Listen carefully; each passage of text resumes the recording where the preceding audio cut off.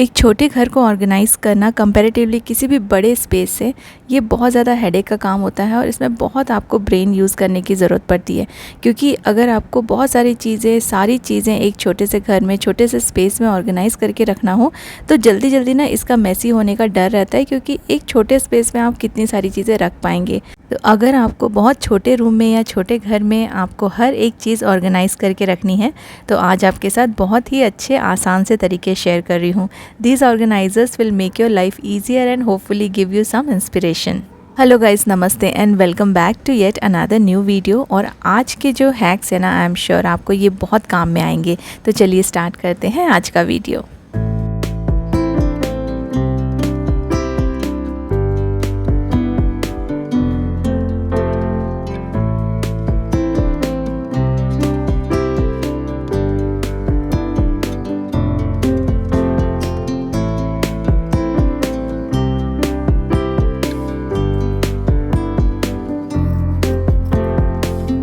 चीज़ों को स्टोर करके रखने के लिए हमेशा बड़ी बड़ी अलमारी या फिर वार्डरोब्स ख़रीदना पॉसिबल नहीं होता है।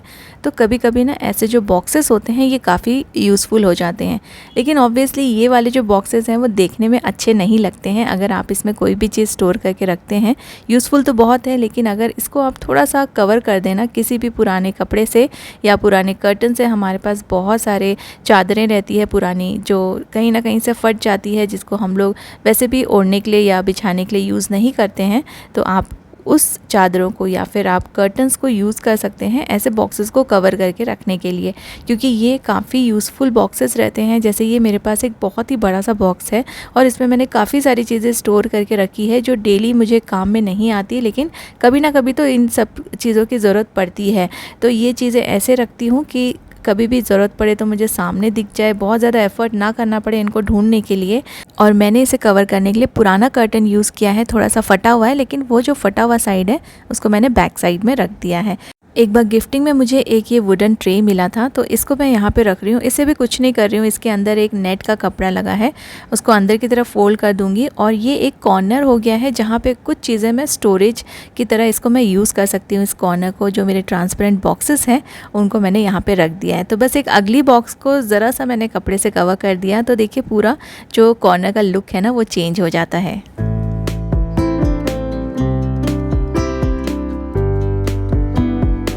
घर के कामों के साथ साथ मैं अपने स्किन का भी काफ़ी केयर करती हूँ। रेगुलर सोप से जब भी मैं अपने फेस को वॉश करती हूँ तो उसका जो नेचुरल ऑयल रहता है ना वो निकल जाता है और ड्राइनेस की वजह से काफ़ी ज़्यादा इरिटेशन भी होता है। और इस ड्राइनेस को ठीक करने के लिए हम बहुत सारे मॉइस्चराइजर्स भी यूज़ करते हैं। अभी मैंने अपने रेगुलर सोप से फेस वॉश किया था और आपके सामने ही मैं स्किन टेस्ट करूँगी और रिजल्ट में दिखा रहा है कि मेरी स्किन फेस वॉश करने के बाद कितनी ड्राई है। किसी भी मॉइस्चराइजिंग सोप यूज़ करने के बाद स्किन इतनी ड्राई नहीं होनी चाहिए। So Mamaearth vitamin C moisturising lotion soap is the perfect 2-in-1 solution, gives moisturizing benefits of a lotion while ensuring a deep cleanse. Soap भी lotion भी। It has a natural goodness of vitamin C, lemon and honey जो skin को glow भी देगा, clean भी करेगा, skin smooth and moisturised भी रहेगी। अगर हम रेगुलर लोशन सोप यूज़ करते हैं तो उसके बाद हमें मॉइस्चराइजिंग क्रीम भी लगाना पड़ता है। जिन्हें जल्दी जल्दी रेडी होकर निकलना रहता है उनके लिए ये बहुत ज़्यादा टाइम वेस्ट है। तो Mamaearth vitamin C moisturising lotion soap अगर आप यूज़ करेंगे तो आपको बिल्कुल भी कोई भी मॉइस्चराइज़र लगाने की ज़रूरत नहीं पड़ेगी, सिर्फ सोप से वॉश करना ही काफ़ी है। Mamaearth vitamin C moisturising lotion soap लगाने के बाद आपको कोई भी मॉइस्चराइजिंग क्रीम लगाने की ज़रूरत नहीं पड़ेगी। चलिए एक बार फिर से स्किन टेस्ट करते हैं। और अभी मैंने मामा अर्थ लोशन सोप से फेस वॉश किया है and here is the result. मेरी स्किन क्लीन होने के साथ साथ स्मूथ एंड मॉइस्चराइज्ड भी है और कोई क्रीम या लोशन लगाने की बिल्कुल भी ज़रूरत नहीं है। ये सोप आप डेली यूज़ कर सकते हैं because these are made safe certified dermatologically tested and it has natural fragrance with rich lather. Vitamin C moisturising soap के साथ साथ आप उपटन मॉइस्चराइजिंग लोशन सोप भी ट्राई कर सकते हैं। All Mamaearth products are available on their app and website as well as on Nykaa, Flipkart, Amazon and Purple. और अब आपके नियर बाय स्टोर्स में भी आप यूज़ कर सकते हैं मेरा coupon code JACH2024 to get 20% off and this coupon is valid only on Mamaearth app and website. Mamaearth always listens to you, so use their products and share your feedback. They improve their onion shampoo based on your inputs. Plus, they are always upgrading their products through research and innovations for better quality. So do always share your feedback after using their products. पुरानी साड़ियों का use करना मैंने आपको पहले भी कई बार बता चुकी हूँ। और इस जो साड़ी का एक छोटा सा पोर्शन बच गया है, इसको मैंने अपने लिविंग एरिया में जो सोफ़े रखे हैं ना, उनका कवर बनाया था इस साड़ी से और आपके साथ शेयर भी किया था। तो ये वाला जो छोटा सा पीस है वो रह गया है, लेकिन इसका जो बॉर्डर है ना वो मुझे काफ़ी अच्छा लगता है। बाकी जो साड़ी है वो थोड़ी ख़राब हो गई है, इसलिए इसको मैं कहीं और यूज़ नहीं कर रही हूँ। इसका जो बॉर्डर है ना वो मैंने सेपरेट कर लिया है, अपनी रिक्वायरमेंट के अकॉर्डिंग मैंने इतना बड़ा ले लिया है और इसको मैं हाफ़ में कट करूँगी।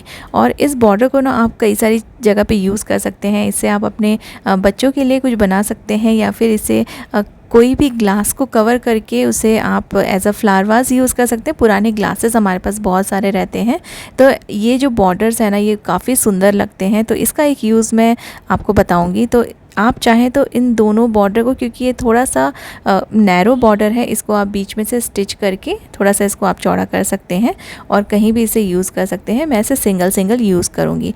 तो सबसे पहले तो इसका जो कॉर्नर है ना, एक साइड तो अच्छा है, जो ये वाला साइड है इसको थोड़ा सा फोल्ड करके यहाँ से इसको स्टिच कर लेंगे, सो डैट इसमें जो धागे वगैरह है ना वो बाहर निकल के ना आए और आप कहीं भी इसे यूज़ करें तो ये काफ़ी अच्छा दिखे। तो इसको मैं बिल्कुल एक कॉन्ट्रास्ट जगह पे यूज़ करूँगी। सेंटर में मेरे यहाँ पे एक येलो कलर का कर्टन है, तो उसको टाई करने के लिए, क्योंकि उसके पीछे भी मैंने एक वाइट कर्टन लगा के रखा है। थोड़ा धूप कम लगती है, रूम कम गर्म होता है अगर हम लोग डबल कर्टन्स लगा के रखें, तो मैंने पीछे वाइट लगाया है। लेकिन जो वाइट कर्टन है ना वो बिल्कुल भी दिखता नहीं है, इसलिए इस वाले जो येलो कर्टन है इसको बांधने के लिए, टाई करने के लिए मुझे कुछ चाहिए था, इसलिए मैंने ये वाला बॉर्डर स्टिच करके यहाँ पर टाई कर दिया है। तो आप इसको वेलक्रो से भी कर सकते हैं, इसके पीछे वेलक्रो भी लगा सकते हैं। मैंने ऐसे ही इसे नॉट बांध दिया है, तो ये ना थोड़ा इजी ऑप्शन है नॉट लगाना। तो ये कॉन्ट्रास्ट है और देखिए इसे आप अपने किसी भी कर्टन में यूज़ कर सकते हैं, किसी भी अपनी पुरानी साड़ी के बॉर्डर को।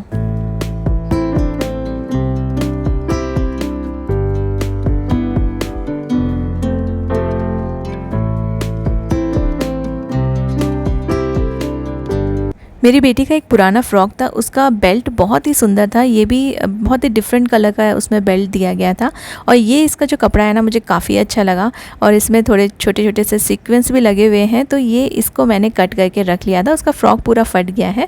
तो इसको देखिए, जो बेल्ट है ना उसके अंदर आप बस एक छोटा सा अगर इलास्टिक डाल दें, मेरे पास ये छोटे छोटे इलास्टिक रखे हुए थे, तो इसको अगर आप डाल दें तो आप ये ना घर पर ही बहुत ही सुंदर सा स्क्रंची बना सकते हैं। इसको आप अपने बच्चों के बालों के लिए या खुद के लिए भी आप इसको यूज़ कर सकते हैं। तो ऐसे सुंदर सुंदर जो बेल्ट्स रहते हैं, कई बार फ्रॉक ख़राब हो जाते हैं, लेकिन जो बेल्ट वगैरह रहते हैं उसमें कोई लेसेस वगैरह रहते हैं, तो ये चीज़ें ना आप इसको यूटिलाइज़ कर सकते हैं।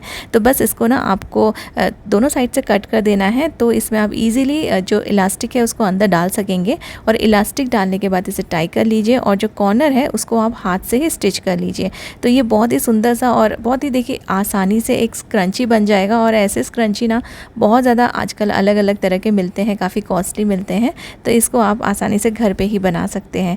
और ये बहुत ही अच्छा दिखेगा, क्योंकि फ़्रॉक के जो कपड़े रहते हैं वो काफ़ी अच्छे रहते हैं और आप इसको ऐसे यूटिलाइज़ कर सकते हैं।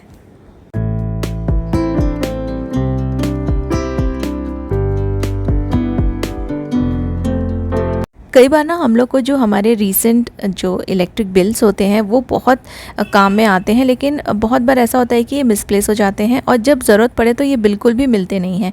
तो जो रीसेंट वाले जो लास्ट जो बिल रहते, जो बिलिंग होता है ना, उसको संभाल के रखना बहुत ज़रूरी है। जैसे अभी मई चल रहा है, तो आपको अप्रैल का जो इलेक्ट्रिक बिल है उसे हमेशा बहुत अच्छे से रखिए, वो कभी भी ज़रूरत आ सकती है उसकी, कभी भी काम पड़ सकता है। तो ये गुमे नहीं, इसके लिए मैंने अपने वार्डरोब के अंदर एक स्टिकी हुक लगा दिया है। जो एडिसिव हुक्स मिलते हैं ना वो इजीली कहीं भी मिल जाएंगे आपको, वो मैंने लगा दिया है। और एक छोटा सा ट्रांसपेरेंट पाउच लिया है, पाउच में हैंडल है, आप ऐसे कोई भी बैग भी ले सकते हैं या फिर आप पेपर बैग भी ले सकते हैं। मैंने ट्रांसपेरेंट इसलिए मैं प्रेफर कर रही हूँ क्योंकि इससे ना फिर आपको दिखेगा कि आपने इसमें क्या रखा है। फिर कई बार हम लोग चीज़ें रख के भूल भी जाते हैं, तो ट्रांसपेरेंट रहेगा तो सामने सामने से ये दिखाई देता है। तो ऐसे में ना आपका जो भी रीसेंट बिल्स हैं, जो इंपॉर्टेंट बिल्स हैं या इलेक्ट्रिक बिल्स हैं, उसको आप ऐसे स्टोर करके रख सकते हैं। और ये छोटे छोटे से जो बिल्स होते हैं, पेपर्स होते हैं, इनको बड़ी बड़ी फाइल्स में हम लोग रखते हैं ना, वहाँ पर भी कई बार ढूंढने में मुश्किल होता है।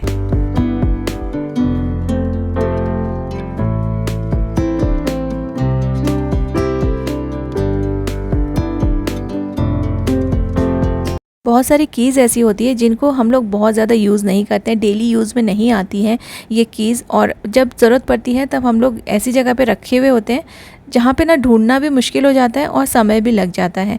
जैसे बालकनी के डोर्स हैं, ग्रिल डोर्स हैं। अब इन ग्रिल डोर्स को ना हम लोग हमेशा लॉक करके रखते हैं, लेकिन इसकी जो चाबियाँ हैं बहुत बार नहीं मिलती हैं। तो फिर ये जो हुक्स है ना, ये बहुत ज़्यादा यूज़फुल है। मैं हमेशा अपने वीडियोज़ में बताती हूँ कि जो एडिसिव हुक्स है हमेशा आप अपने घर में रखिए, काफ़ी ज़्यादा काम में आते हैं। इसको बस जो भी डोर की चाबी है ना, आप उसके पीछे ये हुक्स लगा दीजिए और उस डोर के जो कीज़ है जहाँ उसी जगह पे आपको इसकी ज़रूरत पड़ती है तो वहीं की वहीं आप इसे हैंग करके रख दीजिए। कर्टन से कवर कर दीजिए तो ऊपर से दिखेगा भी नहीं, और जब भी ज़रूरत पड़े तो यहाँ से लेना और यहीं से ओपन करना बहुत आसानी हो जाती है। मिसप्लेस होना भी इसके चांसेस कम रहते हैं। तो ये काफ़ी अच्छा तरीका है, आप इसको यूज़ करके देखिए। इससे आपका घर भी अनटाइडी नहीं दिखेगा, एक्चुअली ये दिखेगा भी नहीं अगर आप कर्टन के पीछे से लगा देंगे।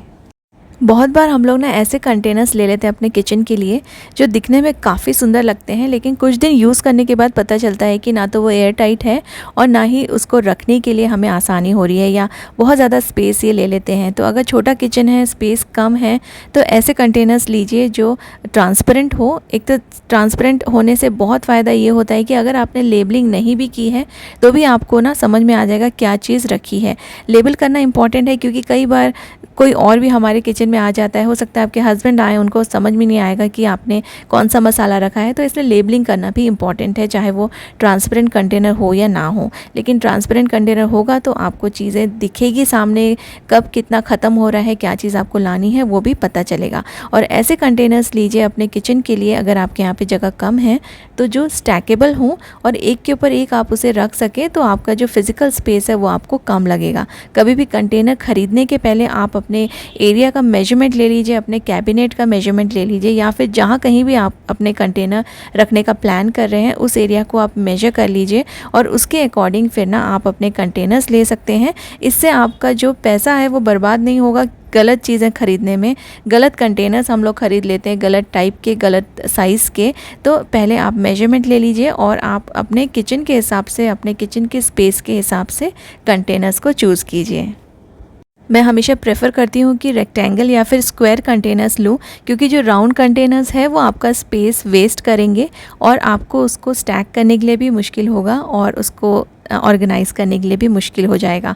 और जितना पॉसिबल हो सके आप ऐसे कंटेनर्स लीजिए जो जिनको वॉश करना भी इजी हो, जिनको मेंटेन करना इजी हो, क्योंकि कांच के जो कंटेनर्स हैं डेली यूज़ के लिए मैं प्रेफर नहीं करती हूँ, कभी भी हाथ से गिर के टूट सकते हैं। प्लास्टिक कंटेनर्स ज़्यादा अच्छे होते हैं, इनको यूज़ करना, मेंटेन करना, वॉश करना, और गलती से हाथ से गिरने पर भी ये टूटेंगे नहीं, क्योंकि डेली ना हम लोग थोड़े जल्दी में रहते हैं, जल्दी जल्दी से काम करते हैं, तो ऐसे में ऐसे कुछ चीज़ें गिरना हाथ से बहुत ही नॉर्मल है। तो इसलिए ऐसे कंटेनर्स यूज़ कीजिए जो गिरने पे भी टूटे नहीं और आपको इनको यूज़ करना, मेंटेन करना आसान हो। उम्मीद करती हूँ आज का वीडियो आपको अच्छा लगा होगा। Thank you so much for watching.